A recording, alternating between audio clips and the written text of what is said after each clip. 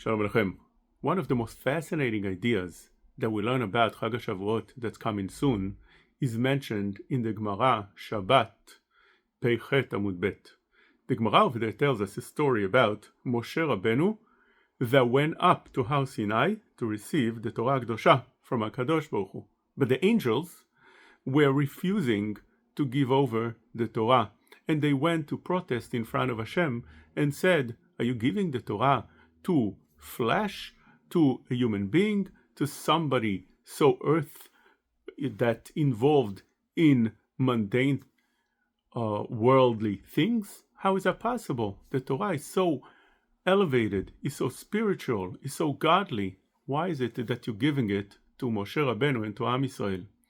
HaKadosh Baruch Hu told Moshe Rabbeinu to hold on to his thorn and answer them. Moshe Rabbeinu held to Hashem's throne, and he told them and answered them, "Did you ever go to Egypt? Did you ever went through slavery?" He asked the angels, "Do you have parents that the command of honoring and respecting your parents would apply to you?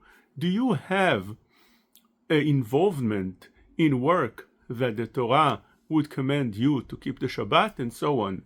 And that was the stroke that actually broke the camel's back, and he won the argument and took over the Torah. What happens here?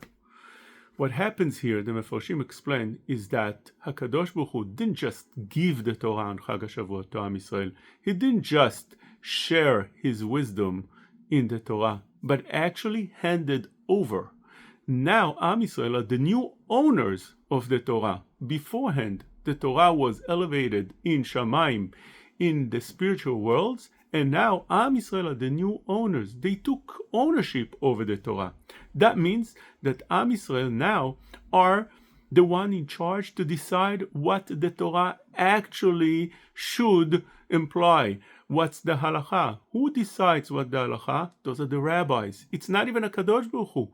They're not allowed to ask prophets what the halacha. If a Kadosh Baruch Hu says a prophecy to Am Yisrael that the halacha should be this way or that way, Chachamim said it's rejected. Lo BaShamayim Hi, it's not in heaven. HaKadosh Baruch Hu gave it over, and we're not allowed to do any other way but to listen to the rabbis who determine what the halacha should be. But it's much more involved than that.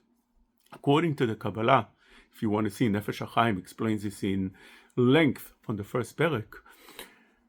Am Yisrael actually has a connection to the spiritual worlds, which means when Am Yisrael are acting on a mitzvah, it moves around all the spiritual worlds and bring down all the shefa from there to this world.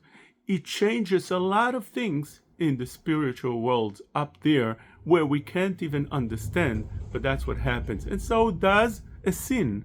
Am Yisrael are the ones that are involved in doing everything, even in the spiritual worlds, and nobody else. That's why even an angel is not able to do anything. They're considered omdim, they're considered standing, because they don't have any involvement, they don't have any effect on anything in the world. And therefore Am Yisrael are the only ones that actually could move around things in this world and up in the spiritual worlds. And because of that, Kadosh Baruch Hu said to Moshe Rabbeinu, "Hold on to my thorn," which means what he wants to say by that is that when you hold on, you are showing that you are, so to speak, holding me. It's demonstrating that Moshe Rabbeinu is now in charge. Hold and answer them. What was the answers? The answers were that you see from the words of the Torah that it should be something earthly. It should be something that has to be involved in what goes on in here and not where the angels are. And therefore, you see that this was the intention of HaKadosh Baruch Hu. This was the ultimate goal of creating the Torah before creating the world, because the Torah was meant directly for this very world, which would affect all other spiritual worlds. This is what Shavuot is all about. Shavuot is about taking ownership of the Torah, not only giving over the wisdom of the Torah as we simply understand on the surface level that HaKadosh Baruch Hu had the Torah, and he wanted to share with us that wisdom. But no, HaKadosh Baruch Hu actually gave it over. Now, it's up to us to decide how to explain the Torah, what the halachot are. In order to have the ability to explain it, you have to be a real somebody who's gadol in the Torah, like Gedolei Israel were in previous generations, those that were explaining the Torah and writing the halachot in Shulchan Aruch and afterwards. B'ezrat Hashem, everybody should have Chag Sameach.